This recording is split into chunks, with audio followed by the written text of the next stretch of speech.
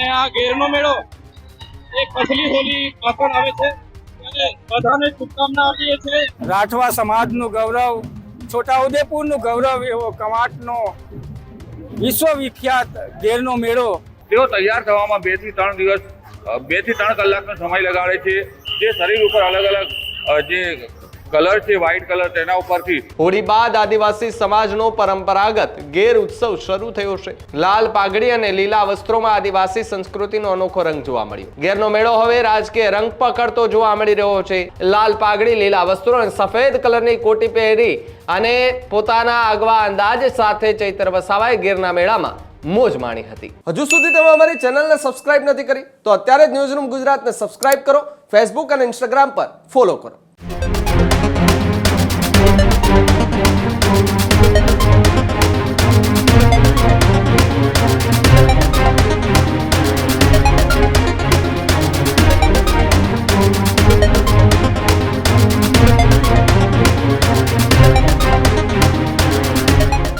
તરફ સમાચાર છોટાઉદેપુરથી સામે આવી રહ્યા છે। છોટાઉદેપુરના કવાંટમાં વિશ્વવિખ્યાત ગેરનો મેળો ધામધૂમથી યોજાયો। હોળી બાદ આદિવાસી સમાજનો પરંપરાગત ગેર ઉત્સવ શરૂ થયો છે। ઢોલ નગારાના તાલે યુવક યુવતીઓએ પરંપરાગત ગેર રમી હતી। લાલ પાઘડી અને લીલા વસ્ત્રોમાં આદિવાસી સંસ્કૃતિનો અનોખો રંગ જોવા મળ્યો।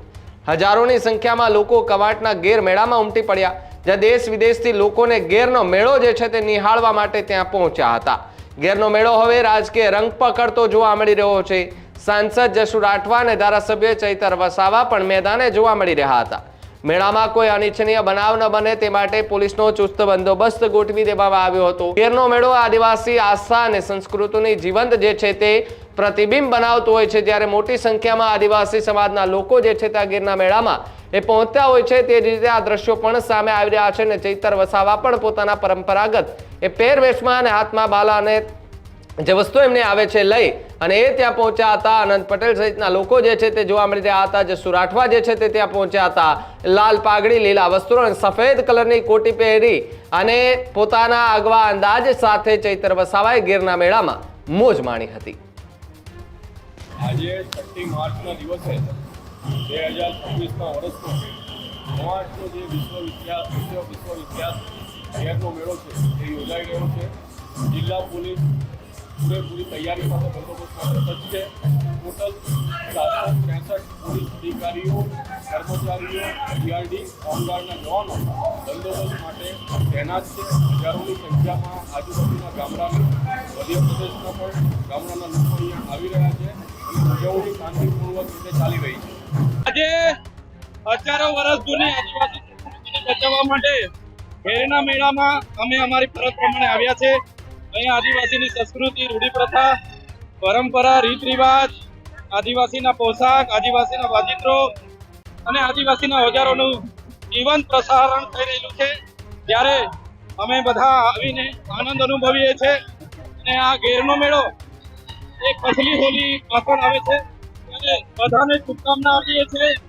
આપણી સંસ્કૃતિ, આપણી પ્રકૃતિ બચાવવા સૌ આદિવાસીઓને અપીલ કરીએ છીએ। ધન્યવાદ। દિવાળીમાં આદિવાસી ઘરે ન આવી શકે પણ હોળીમાં એ ચોક્કસ ઘરે આવીને પોતાનો પરિવાર સાથે, પોતાના સમાજ સાથે હોળીનું પર્વ મનાવતો હોય છે। ત્યારે હોળીના પહેલાં 7 દિવસમાં ભંગુરિયાઓના મેળા થાય છે અને હોળી પછીના 6 દિવસ સુધી ચૂલના મેળાઓ થાય છે। અને એમાંય આ આદિવાસી સમાજનું ગૌરવ, રાઠવા સમાજનું ગૌરવ, છોટાઉદેપુરનું ગૌરવ એવો કવાંટનો વિશ્વવિખ્યાત ગેરનો મેળો એ આજે યોજાઈ રહ્યો છે। ત્યારે હું સમગ્ર દેશવાસીઓને આ ગેરના મેળાની ખૂબ ખૂબ શુભકામના પાઠવું છું અને અભિનંદન આપું છું। અને પ્રકૃતિ સાથે જોડાઈને આપણે સૌ સાથે મળીને આ ગેરના મેળાને ઉજવીએ એવી સૌને, સમાજને પણ અપીલ કરું છું અને અભિનંદન આપું છું। સાહેબ એક મિનિટ, ગઈકાલે આ ગીરના મેળાને રાષ્ટ્રીય ઓળખ અપાવવા માટે, આંતરરાષ્ટ્રીય ઓળખ અપાવવા માટે એક નવી પહેલ કરવામાં આવી છે। ટપાલ ટિકિટનું વિમોચન કરવામાં આવ્યું છે, તેને લઈને હું ભારત સરકાર અને ગુજરાત સરકારનો આભાર માનું છું કે છોટાઉદેપુરનું ધરોહર અને વિશ્વવિખ્યાત તરીકે આ કવાંટના ગેરનો જે મેળો છે એની સ્મૃતિઓને ટપાલ ટિકિટ પર જે ચિહ્ન આપવામાં આવ્યું છે અને એ જ કવર તરીકે પણ વિશેષ કવર તરીકે પણ આપવામાં આવ્યું છે, ત્યારે હું ખૂબ લાગણી અનુભવું છું. અને ગઈકાલે આ વિમોચન થયું ત્યારે માન્ય મુખ્યમંત્રી ભૂપેન્દ્રભાઈ પટેલની સાથે હું પણ ઉપસ્થિત હતો અને હું ખૂબ ગર્વની લાગણી અનુભવું છું. છોટાઉદેપુર જિલ્લો આદિવાસી જિલ્લો છે. આદિવાસી જિલ્લામાં કવાંટનો ગેરનો મેળો વિશ્વ વિખ્યાત છે. 3 રાજ્યોના લોકો મેળાનો આનંદ લૂંટવા માટે આવે છે. આપ તસવીરોમાં જોઈ રહ્યા છો જે મહિલાઓ છે, મહિલાઓ એક જ ડ્રેસ કોડમાં આવે છે. ચાંદીના ગહેણા તેઓ સજી ધજીને પહેરે છે. 2 કિલોથી લગાવીને 3 કિલો સુધીના વજનના ગહેણા પહેરે છે.